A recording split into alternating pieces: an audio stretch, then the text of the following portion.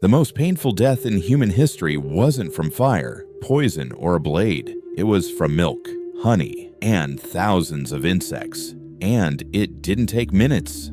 It took days. Welcome to the Persian nightmare they called Scaphism. Scaphism was one of the most sadistic methods of execution ever recorded in human history. Its name comes from an ancient Greek word meaning to hollow out. And although it was practiced by the Persians, it was the Greek historians who documented its terrifying details. Persia, at that time, was one of the world's most powerful empires. It ruled over vast lands stretching from modern-day Turkey to India. And while Persian rulers like Cyrus the Great were often praised for their wisdom and tolerance, certain crimes were considered so unforgivable, so dangerous to the throne, that only the worst possible punishment would be enough. For those who committed treason, betrayed the king, or attempted assassination against the royal family, Scaphism was the chosen fate. The process began by stripping the condemned man completely naked. He was then forced to lie down inside a hollowed-out wooden boat.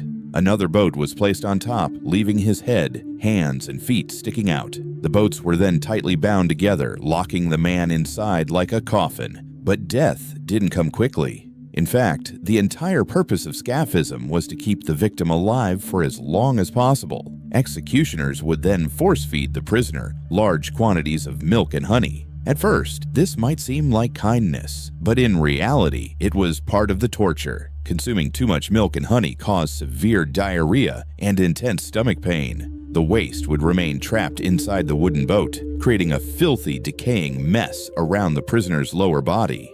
Then came the insects. The executioners would smear the prisoner's face, hands, and feet with more milk and honey. The sweet scent in the open air quickly attracted swarms of flies, bees, wasps, and beetles. These insects would bite, sting, and crawl over the prisoner's exposed flesh, laying eggs in open wounds.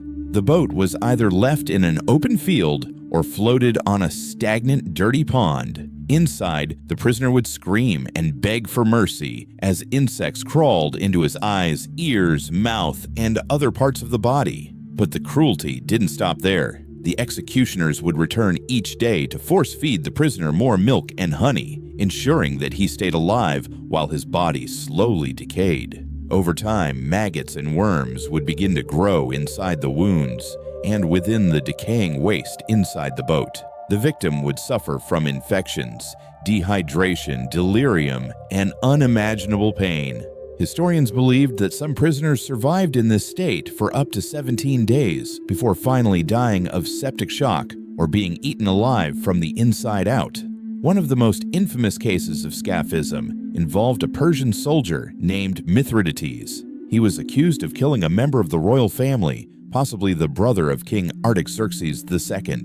The punishment was swift and brutal. Mithridates was subjected to Scaphism, and it's said that witnesses watched as insects devoured him over several agonizing days. His death was so horrifying that it was recorded by the Greek historian Plutarch, whose writings kept this dreadful punishment alive in history.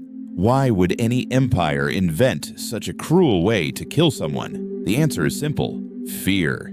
In ancient times, rulers believed that public torture and execution served as a powerful warning. If the punishment was severe enough, it would deter others from betraying the king or breaking the law. The more terrifying the punishment, the stronger the control over the people. Scaphism wasn't used often. It was too elaborate, too slow, and too monstrous for regular executions. It was reserved only for the worst crimes: treason, assassination attempts, and rebellion against the throne. Over time, as Persia's dynasties changed and new empires rose, Scaphism faded into history. It disappeared as religious and moral beliefs shifted, replaced by other forms of capital punishment. But the stories remained. Ancient texts passed down the gruesome details from one generation to the next.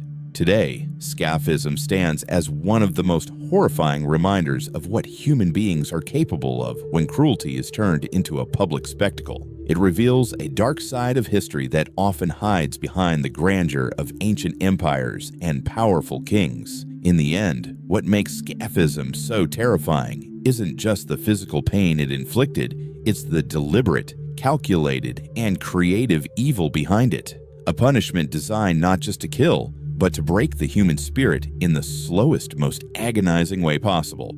And the truly disturbing part, it actually happened.